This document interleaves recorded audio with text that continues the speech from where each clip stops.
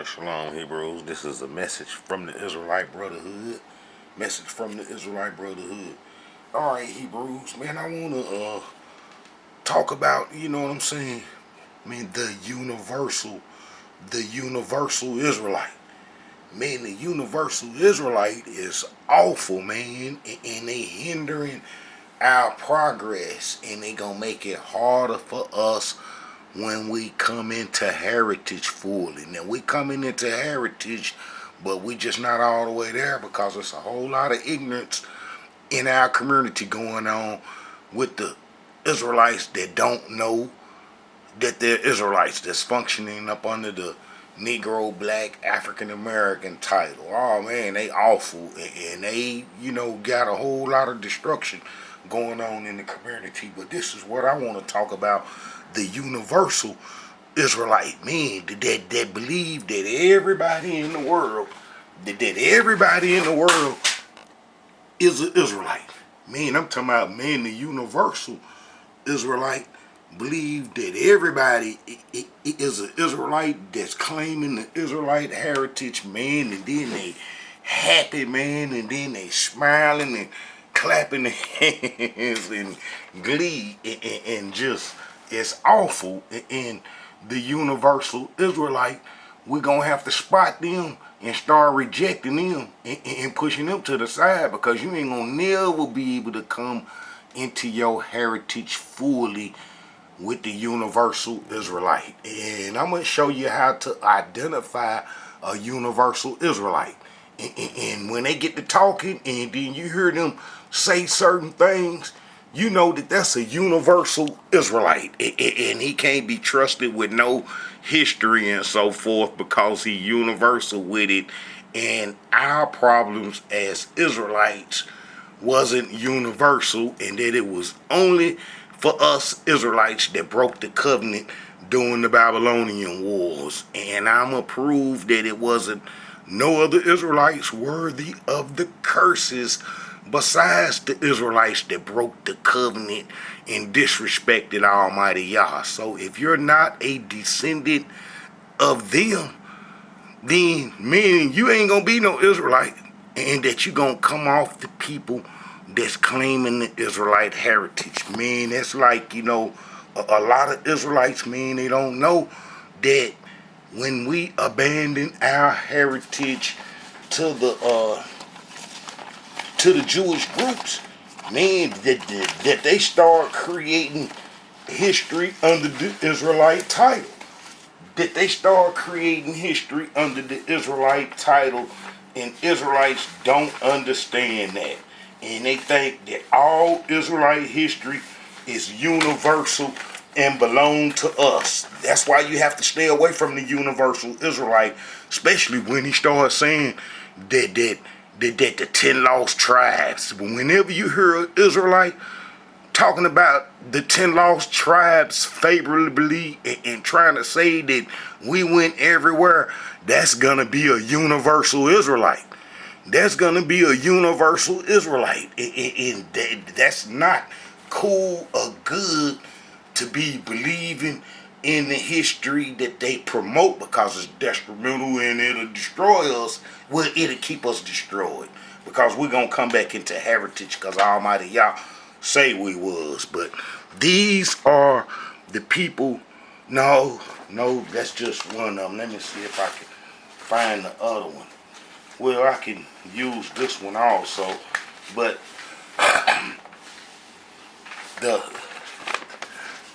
the Sephardims, the Sephardims who are Amorites,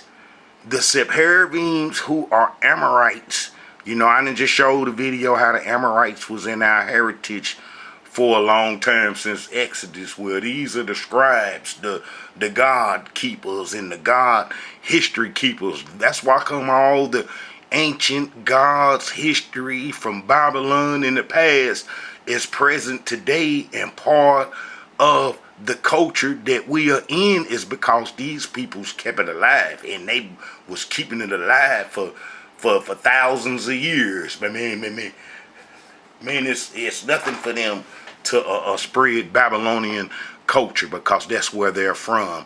Well, anyway, these people got in our heritage in 722 BC. They was already in our heritage as Amorites under Joshua when we made a treaty with the Gamorites, the Gabonites, to be in any temple or place of worship that we get to be servants there. Worst thing we ever did.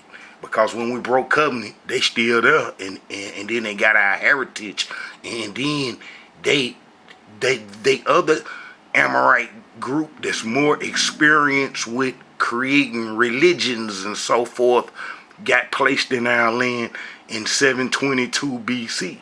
In 722 BC in Samaria, and they been in our heritage forever, ever since we was driven out. You know, they been in our heritage, you know, as Amorites from Exodus, and then when we Israelites get driven out during the Babylonian wars, all the tribes, that them folks got our heritage, and that they created heritage. Basically, all the Jewish, so-called Jewish history that you get, man, gonna basically stem from them. Ashkenazi has a history. Ashkenazi history gonna mostly start, man, and around about the man, I would say that the Ashkenazi got in good and start documenting Israelite history under the title Israel, man, around about the man, I'll say around about the man, about the man around about, I'll say 600 AD, because the Khazars got in good. That's Togarmar's son. They're Japhet children, and then they got history and so forth brung to them, and they was functioning under Israelite title, most definitely the Khazars. But Ashkenazi been in our heritage since the Babylonian wars, but he didn't get a chance to start creating his history and his interpretation of Israelite history real good, man, until about 600 AD, and then after that, Ashkenazi, you know, start to get control of the Israelite heritage as he ran it today, and I can show that is fractious going on in the Jewish community, even concerning the Israelite heritage and how that they not in union and so forth. Man, about this, how they been, you know, constantly secretly having wars. Those are the religions that's created. Christianity and Islam was used to fight proxy wars for the Jewish groups that we abandon our heritage to. So, you know, you Israelites, the Universal Israelite, men is gonna be using their history, either their Sephardi's history, or he gonna be using Ashkenazi history. You know, Ashkenazi history. You know, the folks right there, Ashkenazi, he chased us out during the Babylonian wars under the name Scythian. But the Scythians were Ashkenazi, and then they settled, and they really didn't get a chance to start. Really, you know, they had synagogues and created synagogues during the Jesus era and so forth. You know, during the Roman era and afterwards, but they didn't really get a chance to really start getting down, documenting, and claiming Israelite heritage fully and wrestle control from the Sephardists, the Sephardians, to meant around about 600 AD, and then this would be one of the Sephardists crying about Ashkenazi taking control, and this is the separation in the Jewish community that Israelites don't know, that they be using their history and be claiming it and don't even know really true Israelite history. And that's going to be the Universal Israelites. They don't know, and that they claim all Israelite history, not knowing that two groups of people we abandon our heritage to, and that they created Israelite history, men within their culture and so forth, under their control. But here's the Sephardic. All right, look.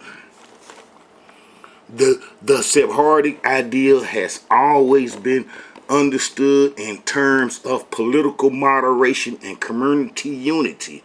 Rarely did Sephardim lose their internal cohesion, that is, until the process of cultural erosion set in. Listen, cultural erosion set in, following the Ashkenazi lead. See, following the Ashkenazi lead. Now, why would what's the name? The Sephardists say this if they was the real Israelites and so forth, but that it wouldn't be no question that what they do and how they do it is the right way. No, because Ashkenazi know that they are not the real Israelites and that they are functioning under an Israelite title, the same as Ashkenazi did. And Ashkenazi know that the Sephardi's got our heritage by deceit, whereas Ashkenazi come in by the direction of the Creator under the name Scythians with the Chaldeans and ran us out the promised land. And now look, let me read this again. The Sephardic idea has always been understood in terms of political moderation and community unity. Rarely did Sephardim lose their internal cohesion, that is, until the process of cultural erosion set in. Following the Ashkenazi lead, Sephardim abandoned their traditional culture and adapted to the fractious Ashkenazi model. Under the rubric of a single Jewish nation, the Sephardi particularity with its cultural genius and sophisticated social morals has become a lost value. And then let me explain how that happened. Is because that they got a culture going all the way back to the creation of ancient Babylon, and they have been through a lot of civilizations and a lot of empires they done survived. The Phoenix in the ash, you know what I'm saying? It's been them. And then how they done survived a lot of civilizations and, and then just been around a long time. That's why I come and see it in the Men of Tanakh, that the time of the Amorite is not yet full. Well, it's full now because we understand who they is, where they come from, and all the civilizations they done survived, and how that they are the masters and the creators of what you call Western culture and so forth. So, if Ashkenazi, who don't have an ancient history as the Sephardists do, coming from ancient Babylon with its administrative government creation, that the Sephardists know how to create. All the administrative government that we have today come from them, and that Ashkenazi is not on that level and so forth, and how he kind of like men the bottom. He the shoe, he ain't the suit, the tie in the head, and how he the sock. And how he come into the Israelite heritage as a barbarian, a savage, and then how he done got a hold to the Israelite heritage and then got a little civilization put him under the Israelite title. So the Sephardists ain't liking to be forced to abandon their traditional ancient way and then lean towards the Ashkenazi way. That it's all been through violence, because the religions that they created. Sephardists created Islam, and Ashkenazi created Christianity and controlled it, and then what you call the Crusader Wars. They've been having proxy wars. It's like the Sephardi can go live in all Islamic countries, and Ashkenazi is mostly confined to Christian countries and so forth, and then they go to the other religious nations and so forth. But the East-West is an Ashkenazi and a Sephardi thing. The Sephardi the East and Ashkenazi the West, and Ashkenazi took control of the whole culture. Look, even they trade routes and everything back in the days, they took from the Sephardists through violence, and they didn't come into it with ancient culture. And that's like the Sephardists gonna be responsible for ancient cuneiform and writing in it, and that type of stuff. Whereas Ashkenazi, he don't have that administrative culture and so forth that Ashkenazi has. All right, let me see, man. I was gonna find that, but we're banning it. All right, let's read this. All right, so we know that Ashkenazi then took control of the Israelite movement and history and so forth, and dominated and took it from the Sephardists, who we abandoned everything to during the Babylonian Wars. All right. So, it says, so with its culture, genius, and sophisticated morals has become a lost value. That's the Sephardi's culture and control of the Israelite heritage. Look, the Ashkenazi culture, with its deeply unsettled relationship to the larger world, has now become the Jewish standard. You know what I'm saying? So that's the Jewish standard. It is that Ashkenazi then took control of the Israelite heritage from Sephardim. Now this is what I want to explain about the Universal Israelite. The Universal Israelite claim both of their heritage. They claim both of their history. The Universal Israelite is a danger to the Israelite community because he claimed Ashkenazi history. And he claimed the Sephardi's history, and he don't even know how to separate the two, and then to separate those two from real Israelite history. Now, the Israelite Brotherhood gonna make it easy. I've been making it easy a long time. And you Israelites slow coming on. Some of y'all been with me for a long time, and that's a blessing. And I pray that Almighty Yah done bestow this information that I have on you, and that you able to function as a better Israelite. And not that old universal Israelite who accept all. The Israelites that accept all, the universal Israelite, gonna be like the Israelites, men in them camps, in them camps. And this is a prime example. Right here is that the Israelites then gave our heritage, man, to everybody. You know what I'm talking about? These Israelites, meaning what they call the camps. Meaning gave our heritage to the to the Native Americans, man. They done gave it to the Incas, the Aztecs, the Chileans, and all this. And I'm explain why come that it's impossible, especially these Israelites here, man. These the universal Israelites. They like the masters of that universal Israelite stuff, and they embrace the Sephardi history and Ashkenazi history. They embrace both of it, and then claim it as Israelite history, and then they spread that all over. Got a whole lot of Israelites following them, and then they everywhere. Man, they say the Hispanics. Man, the South Americans. Man, they probably all over here trying to get over here in China, India. Man, they say the Africans. Man, everybody is Israelites. If you claim an Israelite heritage, and they saying, yes, come on, we all one and we brothers and sisters, and they don't have no knowledge of real Israelite history, and that they be using these folks' history that we abandon our heritage to, and then they mix it up.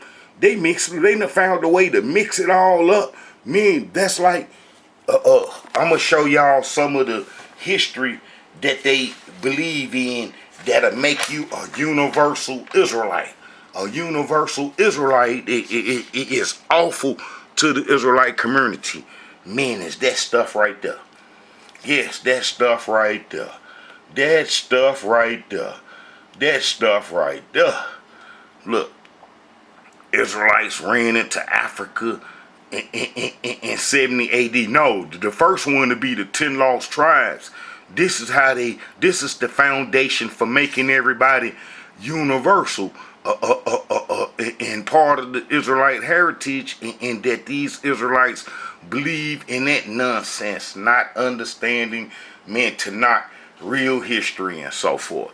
All right, the 10 lost tribes, I done proved over and over, and I got a lot of videos showing that it never was any 10 lost tribes, and that all the Israelites ran into Africa except the Israelites that was captured and took into Babylon.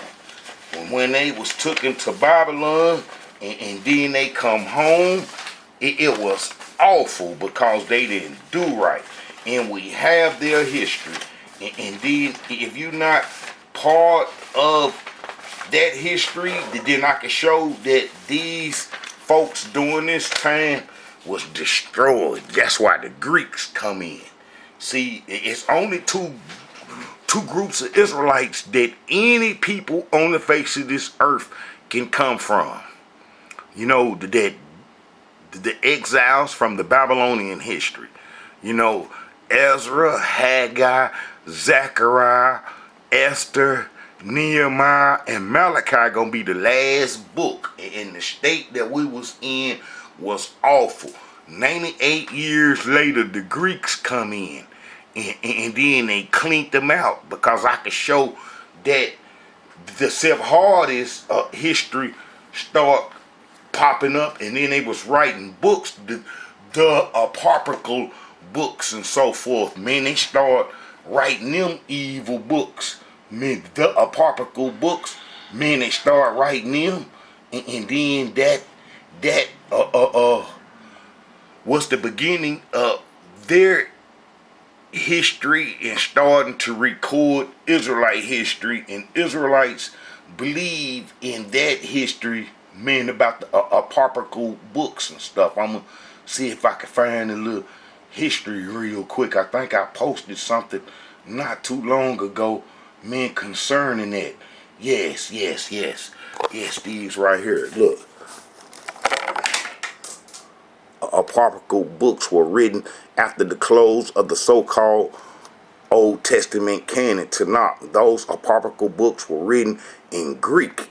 That's because the peoples that we Israelites abandoned heritage to got they starred in, and these are all the apocryphal books, and you got a lot of Israelites believing in this. And then this is what the Sephardics wrote, but because remember, Ashkenazi didn't really start getting into about the 600 AD and so forth. So all history, but before then, gonna go back to Sephardim, and then Sephardim would use our history. You know, we had closed the Tanakh in Malachi. You know, the book of Malachi, that's going to be the end. We're responsible for its history, its creation, and so forth, even though it fell into the Sephardim's hand because they was Amorites, and then they been in our heritage since Exodus, so it fell in their hands, and then they would translate it, but they would translate it with the folks thinking that they were Israelites, because we ran into Africa during the Babylonian wars, and they didn't record it. It's recorded nowhere on the face of this earth besides in the Tanakh, when we recorded what was happening and the prophets said what was happening and so forth. So, you know, we know what we did and where we went. All right, after Malachi, our history fell into the Sephardim's hand. It fell into their hand, and then they started writing books. all these books written during Greek times, because the Israelites wouldn't be writing in no Greeks, and we ain't have nothing to do with Greeks. The Greeks come in as conquerors and whoop the Persians who protected us. You know, the Persians beat the Babylonians, which allowed the Israelites to come home, you know, from Babylon, the little fruit they went. And then when they come home, they were sinning so bad. They were sinning so bad. That's why you have these prophets' history right there. You see what I'm saying? The exile sinned it so bad, and that they had to be cut off because they were starting to pass the heritage over to the enemy. So the Greeks come in and knock them off. They got men. I explained the exiles' history in a few videos on how they was destroyed and so forth, and how they was destroyed, and then how the history went over to the Sephardists, the Sephardians, you know, how the history went over to them, the Israelite history, because remember, the majority of the Israelites, the 99%, ran into Africa, meant to do the Egyptian religion, and that how we said that we didn't want to do the covenant no more. You know, we said we didn't want to do the covenant no more, and then how we took off into Africa, meant to do the Egyptian religion. You know, and that's what the book of Jeremiah is about. You know, and then we didn't even want to be recognized as Israelites no more, and we went into Africa to do the Egyptian religion. So we abandoned our heritage, and then the folks who we abandoned our heritage to start writing books. And then when they start writing books, they didn't say these the real Israelites went into Africa meant to do the Egyptian religion, and we are the Amorites, and we just holding on to the Israelite history. They didn't do that. They didn't do that. No, they didn't do that. They didn't do that. They started claiming our heritage, and then they presented themselves as Israelites. And then after the exiles were destroyed, the little percentage was destroyed. I got it documented where they used to live and what happened to them, and that the folks who we abandoned our heritage to, the Babylonian scribes who were responsible for Babylon's God's history and creation of the Babylonian religions and so forth, start writing books to create Judaism. And then these are the books, man, that they wrote. These are the books that they wrote. Them are the books that they wrote. Probably, you know what I'm saying, some more books. The Maccabees. Man, I tell you about the Maccabees. Man, all that. I tell you about the Maccabees. Man, and everything. All them books. All them books. And then you got Israelites believing in them books. Believing in them books as if they are Israelite history and that we are responsible for it. That's that Universal Israelite. They believe everything with an Israelite title belong to us. But look, you see, all these versions and so forth, man, they responsible for a lot of history. They responsible for a lot of history. They responsible for a lot of books written under the Israelite title, and all them books was created, you know what I'm saying, were written in Greek during the Greek times because the exiles were destroyed. They got destroyed. So you're going to be using two people's history. You're going to be using Ashkenazi history, or you're going to be using the Sephardi's history. That's that Universal Israelite. They ain't no good. We got to put the brakes on them. We got to identify them. In a Universal Israelite, it's going to start talking about 10 lost tribes. He gonna be dead set on promoting that 10 lost tribes stuff, and he ain't gonna back up off that 10 lost tribes stuff.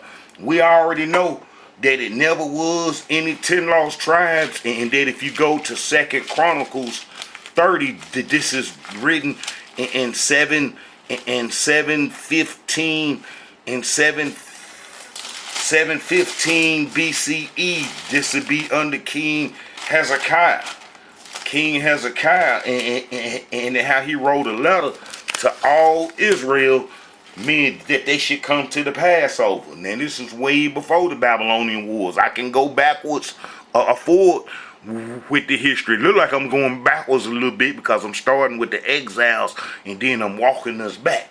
And so we was there during the Babylonian Wars, all the tribes, because I could show all the tribes up before the Babylonian Wars being there.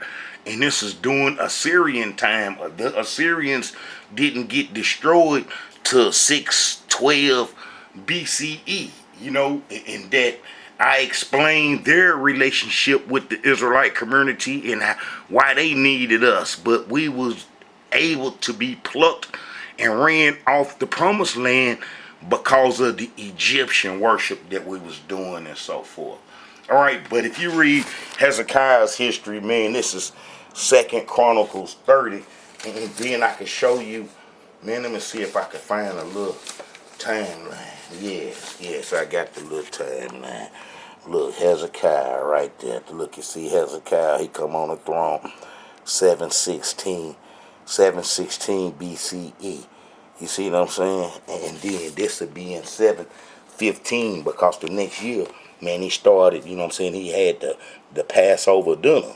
And he was telling all the Israelites to come. So, if 715 BC, this is after the so-called Assyrian captivity. I explained what the Assyrians' relationship with the Israelites was about, is that they need us to help us fight them Scythians, Ashkenazi, who was really starting to get everybody to get us. The more we sin, the more Ashkenazi whoop the other nations and will start to come towards us under the name Scythian and so forth.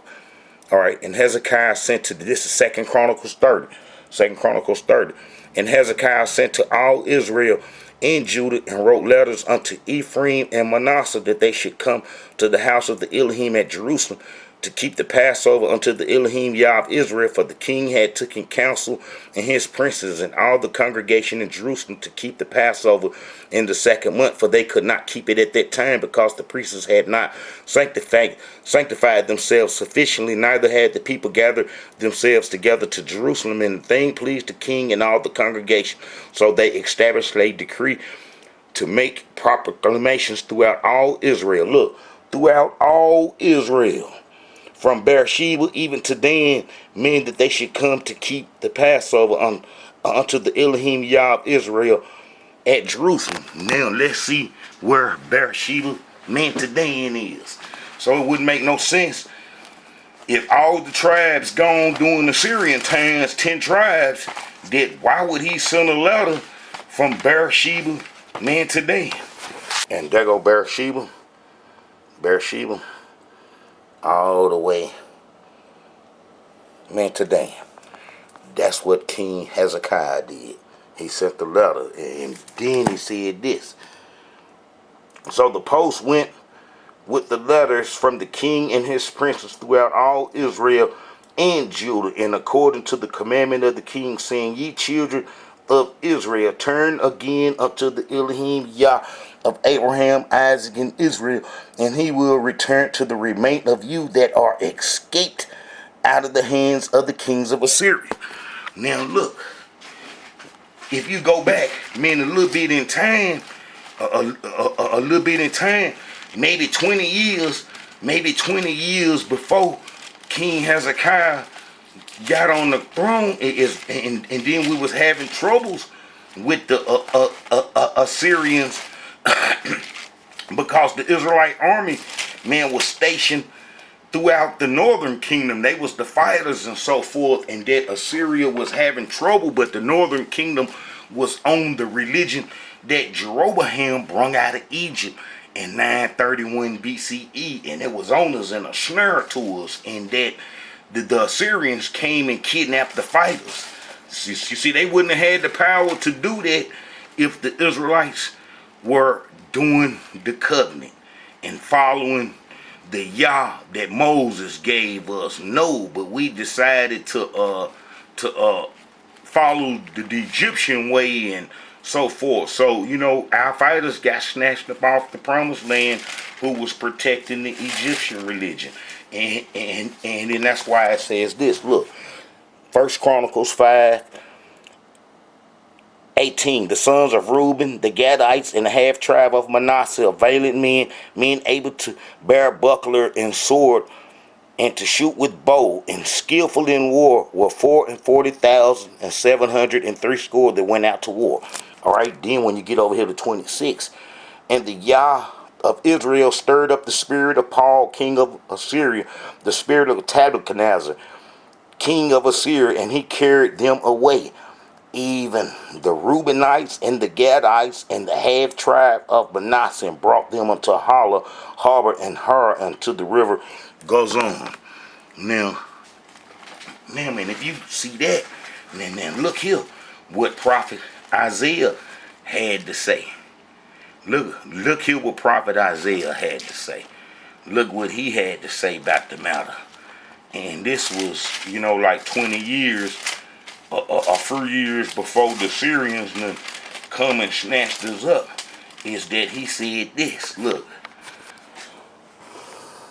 this is Isaiah 19:23. In that day shall there be a highway out of Egypt to Assyria, and the Assyrians shall come into Egypt, and the Egyptians into Assyria, and the Egyptians shall serve with the Assyrians. In that day shall Israel be the third with Egypt and with Assyria, even a blessings in the midst of the land, and whom the Elohim of hosts shall bless, saying, Blessed be Egypt, my people, and Assyria, the work of my hand, and Israel, mine inheritance. It's because during the satire period, the Syrians came and got us. They came and connected with Egypt, like prophet Isaiah said. They took over Egypt and then put this dude in charge, Necho in his family line, the Settai kings.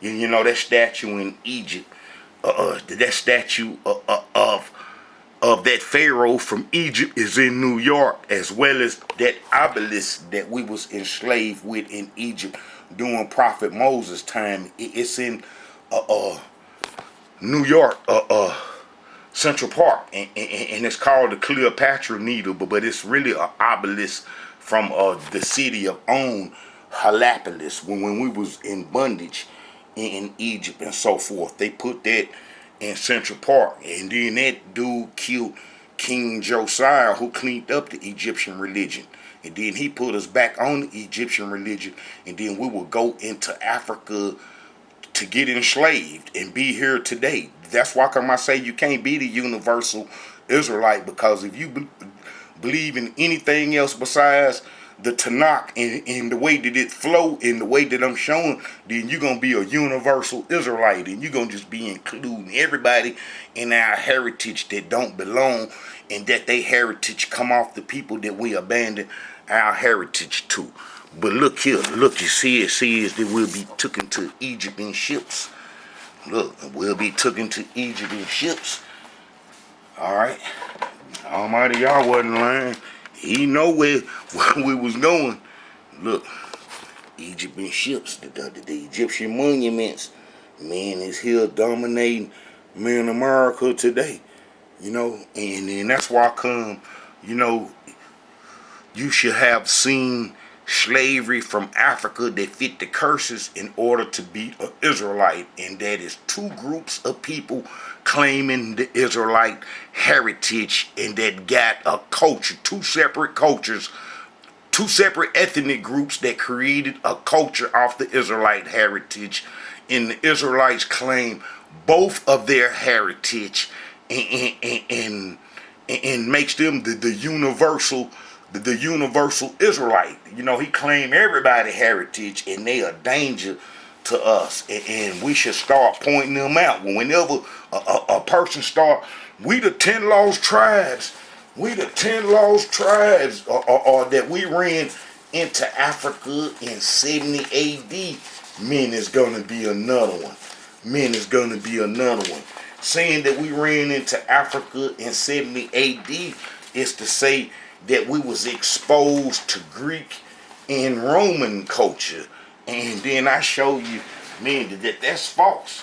That we wasn't exposed to Greek and Roman culture and so forth, because the exiles got destroyed.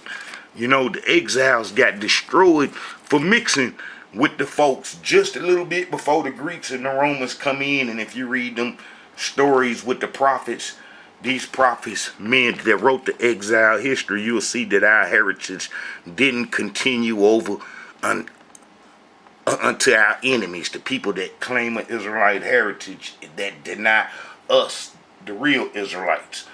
All right, so during the Roman times, when that Edomite Herd temple was destroyed, the third temple, when Herd Edomite temple was destroyed, and then that it was Edomites, man, I show without a shadow of a doubt, in that the Edomites controlled the promised land during the 70 AD ruckus, and that those Edomites, men that controlled the promised land, were not Israelites. Man, and I done showed this over and over again, how Edom was converted to Judaism in 130 BC. This is way before the Romans get in, and that how did those folks that converted to Judaism created a heritage, and then those would be them Jews in Saudi Arabia. And man, I just finished doing a little research, on the ones in Saudi Arabia and everywhere, and then how did those people gonna come off this conversion in 130 BCE, that this John Heinecus, the Sephardi, went and converted the Edomite.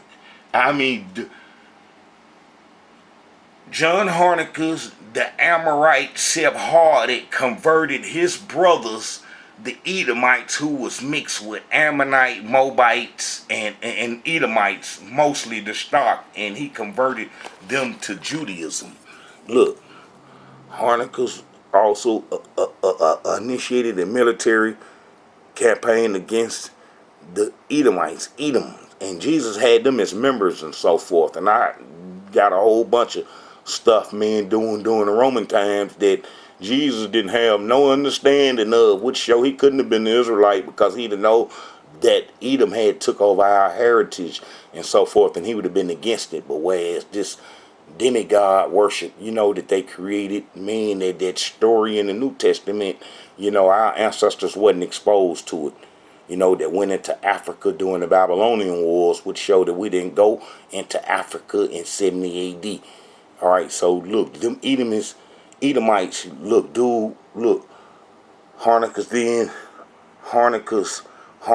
then instituted forced conversion of the Edomites to Judaism. So in 70 AD, when that temple was destroyed, when that Edomite temple was destroyed, because it was a whole lot of Jesuses running around then, even though the J hadn't been invented, but the folks that would use that Yahshua title, Yahshua being Sirach, Yahshua being Gamel, and then it translated into Jesus, that those folks, all them folks thought that they was messiahs during Jesus' time, during the Roman time. You could type each one of their history up during the Roman times and so forth, and that they were not Israelites. Well, Israelites, the Universal Israelites, claim these people's history right here, all these Jesus' history, and they combined it. In the Universal Israelite gonna claim a Jesus demigod heritage, saying that we Israelites ran into Africa in 70 AD, and that's false. We had been into Africa way before 70 AD, almost 500, almost 600 years. We had been into Africa, been in Africa when these folks Romans come in and destroyed her Edomite temple, and this would be us going into Africa 600 years before the Roman temple was destroyed. Is that you go to Second Kings 25:26, and he said, look, all right.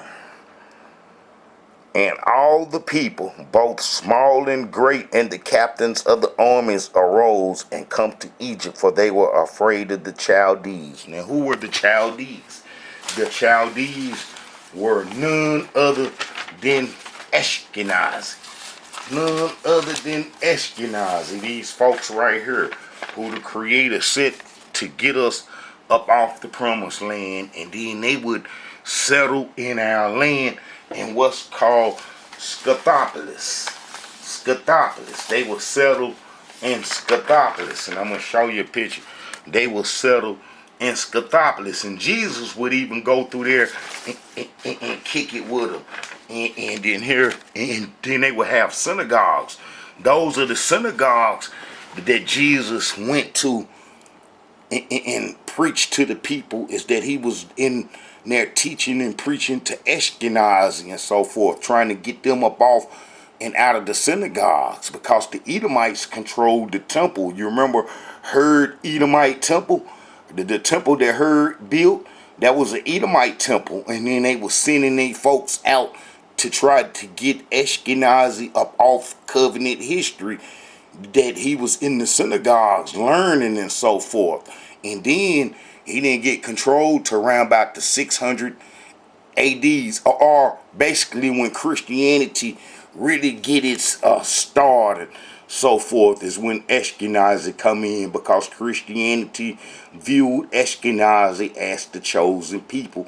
And then I got videos showing that how all the bishops and all the important people that created Christianity came to Scythopolis, which was the head city of the Discopolis cities, and then they would put Christianity together, not in Nicaea in Turkey and so forth, but in the Discopolis cities, which was the second sees. It had a Roman Catholic sees there. That's something serious, man. The sees is the military might and power of the Roman empire and so forth, and they was in Scythopolis kicking it with Ashkenazi and so forth. So you Universal Israelites gonna be using their history if you using the New Testament history. If you using the New Testament history, you are using Ashkenazi and the Edomites history, because the Tanakh closed in 430 BCE. This is 500 years later when the New Testament is created, and then it's created off the people that we abandon our heritage to. Is that hard to understand? Is that hard to understand? No, it's not. It's easy to understand. And those are the Discopolis cities that Jesus hung out at, and the head one was the Scythopolis. And then he kicked it in all the Discopolis cities. And then the Edomites got converted to Judaism in 130 BC by Heinecus. I just showed you it in the Jewish records and so forth. So all these folks, Edomites and Ashkenazi, this mostly Ashkenazi in the north and so forth. Well, they have a history, and they created a history, and they got a lot of books, as well as the Sephardim got a lot of books and a lot of history, and they classified it as Jewish history. And then you have Israelites believing in Jewish history, claiming it as Israelite history. And then that's that Universal Israelite. You know, that's that Universal Israelite. He gonna claim everybody. He gonna know no truth. He just gonna claim anything, meaning got an Israelite heritage. Look, and everybody is an Israelite. That's what the Universal Israelite believe. Everybody is an Israelite. Everybody, if they claiming the Israelite heritage, they're Israelites. It is how the gullible, green, naive, dumb Israelite function. You know, he gonna function like that because he a universal Israelite and he accepted everything and everybody. And he don't know the difference between Sephardi and Ashkenazi history. He don't know. He just accept everything, everybody. All right, and then demigod worship. Man, the universal Negro, the universal Israelite is gonna believe in demigod worship. He gonna believe in demigod worship because he believe in all that other stuff. Men before then leads to demigod worship, you know, and the demigod worship is that Israelites believe that the Creator is sending some God's Son from thousands of years ago to come in and save us, and you can't get saved or some all kind of ruckus stuff, and how he the remission for sins and so forth. I made a video about that, how can't nobody be a remission for the Israelite sins that broke the covenant. You know, we were some terrible people, and then that's why I say you can't be a universal Israelite, because the punishment wasn't universal for everybody. You got Africans right now today claiming the Israelite heritage. Those are Arabs, Africans, and everybody, folks from India. I mean, you got folks everywhere claiming the Israelite heritage, but yet they didn't go through none of the punishment that the Israelites were supposed to receive after the covenant was broken. Now, how is that possible? How can these peoples be Israelites but yet suffer no curses? How is that possible? Because they're not Israelites, and that their heritage gonna come off the people that we abandon our heritage to. Even the people we abandon our heritage to don't have the curses on them. They don't have the curses on them.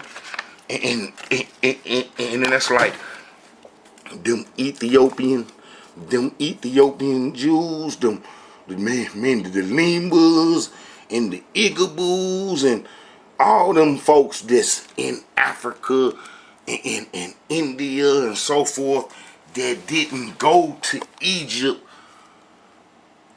in ships or didn't go into Africa. See, when we went into Africa during the Babylonian Wars, all the tribes, because there wasn't no 10 lost tribes, besides that little percentage that was captured, is that we went into Africa, and then they called us the Grammentians. I got that history covered, what they called us in Africa and who we was interacting with.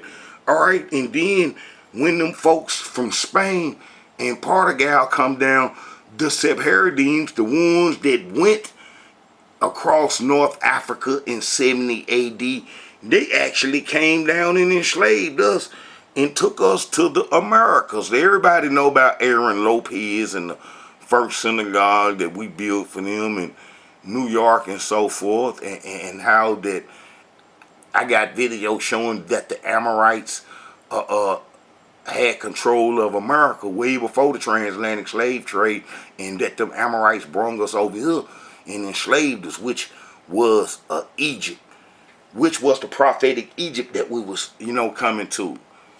All right, the universal Negro, the universal Israelite, gonna believe that everybody is an Israelite, and that everybody is an Israelite, and that if they claiming the Israelite heritage, that they're Israelites.